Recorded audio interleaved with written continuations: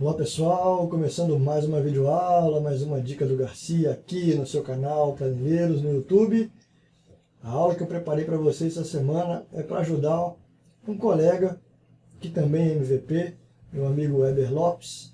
Recentemente ele entrou em contato com a gente perguntando como é que ele fazia para utilizar a função dia trabalho total do Excel dentro do DAX. Ele queria fazer uma conta para saber quantos dias úteis existiam entre duas datas, e é isso que a gente vai abordar aqui nessa aula de hoje, como fazer o dias trabalho total dentro do DAX. Essa função não existe uma similar dentro do DAX, então a gente vai usar outras funções para alcançar o mesmo resultado. Então, Weber Lopes, meu amigo MVP, essa aula é dedicada para você.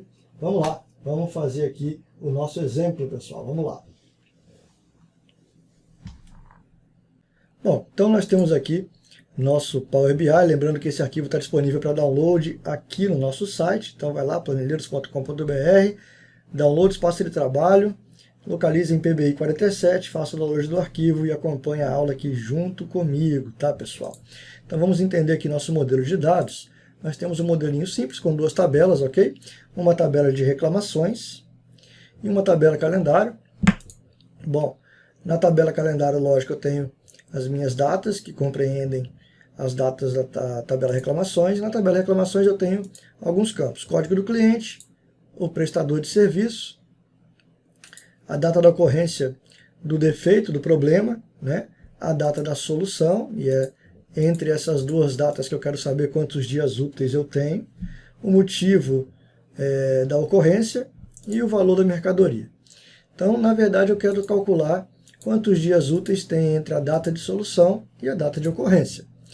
Aqui no DAX, a gente tem uma função que calcula quantos dias existem entre duas datas. Eu já até abordei essa função aqui no canal em algumas aulas, que é a função dateDiff.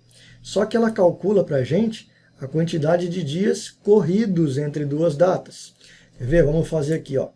Vamos vir aqui em modelagem, vou fazer uma nova coluna aqui na minha tabela F reclamações, ok? Então, nova coluna, o nome da coluna vai ser dias corridos. E a gente vai usar a função dateDiff, pessoal. Essa função aqui vai calcular para a gente a quantidade de dias corridos entre duas datas. Então, primeira data é a nossa data da ocorrência, quando que houve o problema, ponto e vírgula. Segunda data, nossa data de solução. E o terceiro argumento, pessoal, ponto e vírgula, é a granularidade da informação que você quer trazer. Se é dia, se é mês, se é ano, se é trimestre, enfim. Nós queremos dias, então vamos escolher aqui day e vamos dar Enter. Repare que ele já calculou aqui para a gente numa coluninha quantos dias existiam entre essas duas datas, dias corridos. Legal? Só que o Weber queria dias úteis. Legal. Então, a função dia trabalho total não existe aqui. Bom, o que a gente vai fazer então? Eu vou lá na minha tabela de calendário e vou criar uma coluna nova aqui para a gente saber de todos esses dias da database quais são dias úteis. Ou seja, quais não são sábado e domingo. Legal? Então, existe também uma função DAX, que é a função chamada Weekday, que te diz os dias da semana, de 1 a 7. Ok, pessoal? Então, 7 e 1 são o final de semana, sábado e domingo, e os demais dias são os dias da semana. Então, eu vou criar aqui uma nova coluna, ok? Para a gente saber aqui dias da semana. A gente vai usar a função Weekday para isso. Ela me pede uma data, ok, pessoal? A data é a nossa data base. Legal? E fecha parênteses, Enter. Repara que ele está trazendo aqui os números de 1 a 7 conforme o dia. Então, repara, ó, sexta é o número 6, sábado é 7, domingo é 1. Então, a gente pode usar aqui uma outra função DAX, que é a função switch, para definir valores de 0 e 1.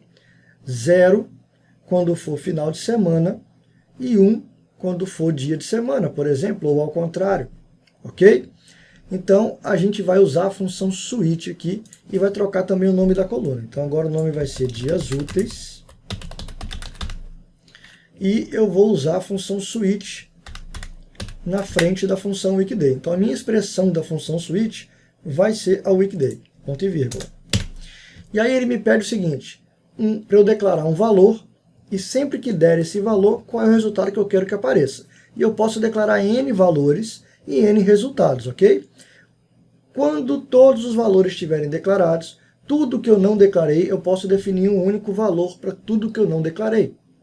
Então, o que eu quero aqui? Eu quero que sempre que for 7 e sempre que for 1, eu quero que dê 0, ou quero que dê 1, tanto faz. Vou botar como 0.